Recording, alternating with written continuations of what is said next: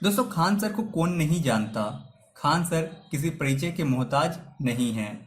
आज हम लोग जानेंगे उनका जीवन कैसे करोड़ों युवाओं के लिए प्रेरणा स्रोत है और उनके पढ़ाने के दिलचस्प अंदाज ने कैसे शिक्षा में क्रांतिकारी परिवर्तन ला दिया है।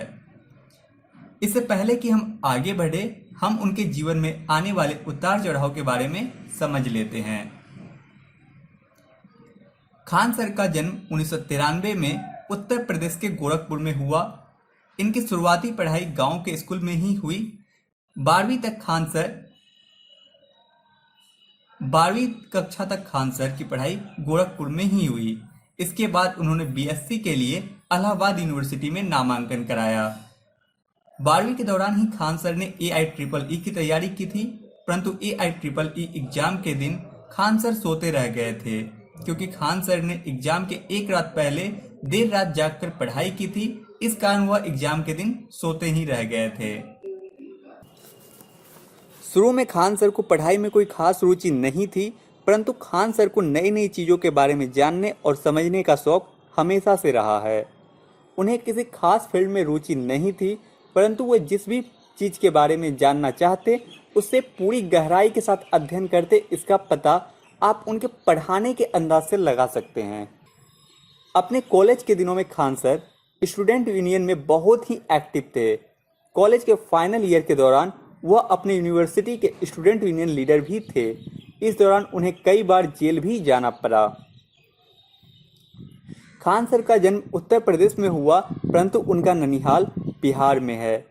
बचपन के दिनों से ही वह अक्सर बिहार आया करते थे। बिहार के इतिहास और संस्कृति ने उन्हें काफ़ी प्रभावित किया।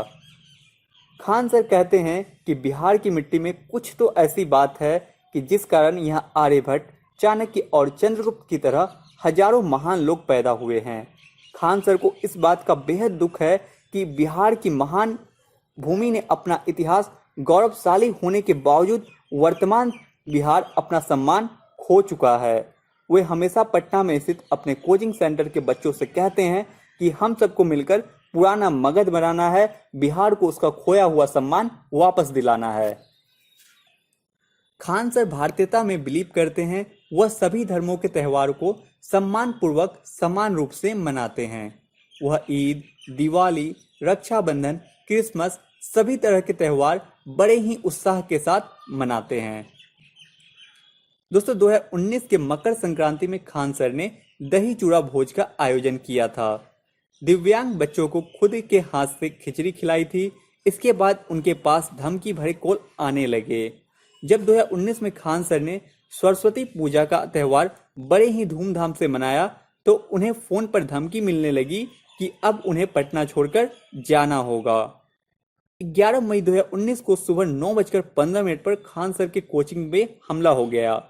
हमलावरों ने कोचिंग के सभी स्टाफ तथा टीचर्स की बुरी तरह पिटाई कर दी और दहशत फैलाने के लिए कोचिंग्स के बाहर कई बम भी फोड़ गए, ताकि दहशत का माहौल क्रिएट हो जाए। लेकिन खान सर और उनके स्टूडेंट भी कहाँ डरने वाले थे। स्टूडेंट्स के भारी समर्थन ने खान सर को काफ़ी निडर बना दिया। अगले ही दिन खान सर ने यह घोषणा कर दी कि आप चाहे मेरी जान ले लें, लेकिन हम बच्चों को पढ़ाना नहीं छोड़ेंगे। दोस्तों, आपको बता दें कि खान सर ने पटना में कोचिंग को इतना सस्ता कर दिया है कि बाकी कोचिंग संस्थानों को भारी नुकसान होता है। माना जाता है कि इन हमलों के पीछे अन्य कोचिंग संस्थान का भी हाथ था। दोस्तों, खान सर का मेन फोकस शिक्षा को कम से कम कीमत में टेक्नोलॉजी के माध्यम से ज़्यादा लोगों तक पहुंचाना है। खान सर का मानना है कि स्टूडेंट्स को प्रैक्टिकल फॉर्म और आसान भाषा में कॉन्सेप्ट को समझाना चाहिए। खान सर का पढ़ाने का तरीका अन्य शिक्षकों से बिल्कुल भी भिन्न है।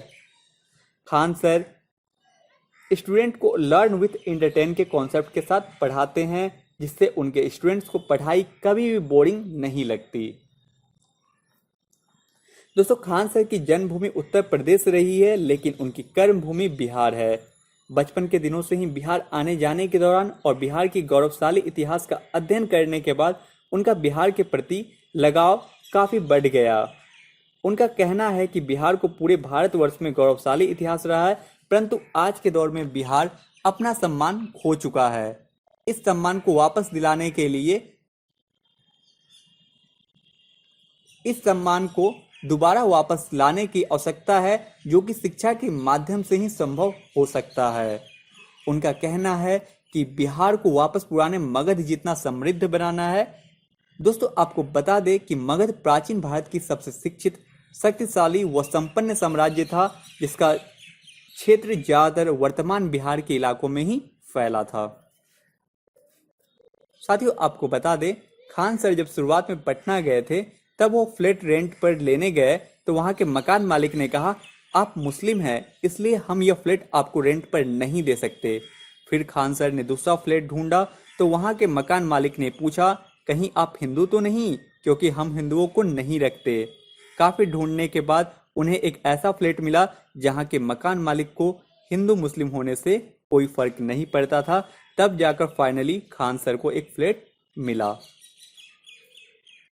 कुछ वर्षों के बाद एक व्यक्ति अपनी बच्ची के लिए ब्लड लेने खान सर के पास आता है। खान सर इन्हें देखकर आश्चर्यचकित हो जाते हैं, क्योंकि यह वही पहला मकान मालिक था जिसने खान सर को मुस्लिम होने की वजह से रूम रेंट पर नहीं दिया था। खान सर इस व्यक्ति को चुटकी लेते हुए कहते हैं कि बताइए, आपको कौन सा खून दूं, हिंदू का या मुस्लिम का। तब इस व्यक्ति को अपनी गलती का एहसास होता है। वह व्यक्ति कहता है कि कोई भी दे दीजिए, कोई भी चलेगा। इस घटना के बाद से वह व्यक्ति पूरी तरह बदल गया। दोस्तों, खान सर के YouTube पर 1 करोड़ से ज़्यादा सब्सक्राइबर्स हैं। उनकी कोचिंग के साथ साथ YouTube भी उनकी कमाई का शानदार जरिया है, लेकिन वह जितना भी अर्न करते हैं उसका अधिकांश हिस्सा अनाथ आश्रम, गौशाला आदि में दान कर देते हैं। दोस्तों, आपको बता दें, खान सर खुद का अनाथ आश्रम और गौशाला भी चलाते हैं। दोस्तों, खान सर आज स्टूडेंट्स के साथ साथ कई टीचर्स के भी रोल मॉडल हैं। उनका जीवन किसी प्रेरणा से कम नहीं है। 1 मिनट इन्फो परिवार की तरफ से हम प्रार्थना करते हैं कि खान सर अपने मकसद में कामयाब हो, बिहार के साथ साथ देश को गौरवशाली सम्मान वापस दिलाए और शिक्षा के क्षेत्र में अत्याधुनिक विकास हो। दोस्तों, हमें कमेंट करके जरूर बताएं कि आपको खान सर के बारे में यह जानकारी कैसी लगी। हमारा वीडियो पूरा देखने के लिए आप सभी का बहुत बहुत दिल से धन्यवाद। जय हिंद।